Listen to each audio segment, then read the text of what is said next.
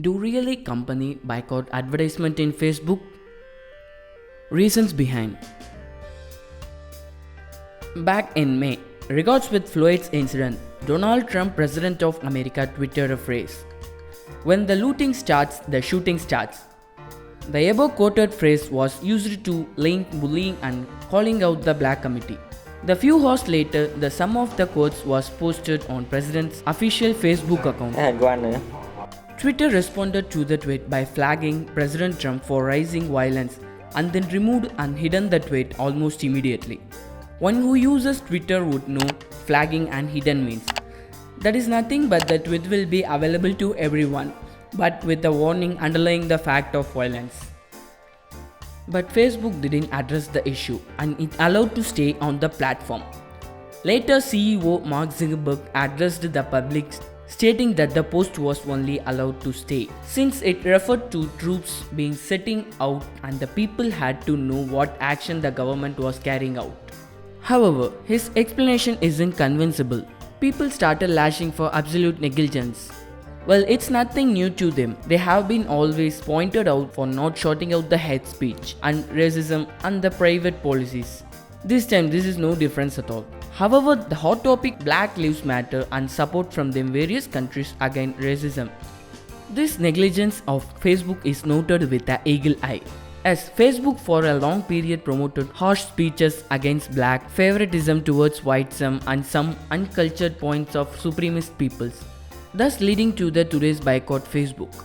A civil rights organization like NGO, which includes the Anti-Defamation League and NAACP, which we call it as Nation Association for Advancement of Colored Peoples, launches the hashtag for Stop Hate for Profit campaign last week, when it called on major corporations to put a pause on advertising on Facebook, citing the company repeated failures to meaningfully address the vast acceleration of hate in its platform.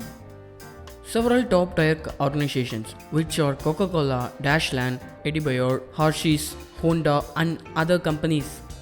There are several others joining the campaign, starting they pull the ads in Facebook and Instagram for July, about a month, and it could be extended. How come the company decided to join the campaign? The ads that get advertised on Facebook are not chosen as when or where and under which content the ad appears. Facebook follows an arbitrary algorithm, gather hand-picked selection by the company or anyone at Facebook. What could be the result? The ad of those companies are placed nearly controversial content that Facebook is reluctant to take down.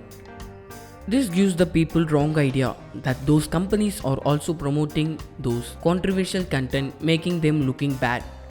Even the fact is that even the companies are unaware of the back impact made through those advertisements. So, making use of this campaign to halt their ad and hence join the boycott Facebook for the hashtag Stop Hate for Profit. Facebook response.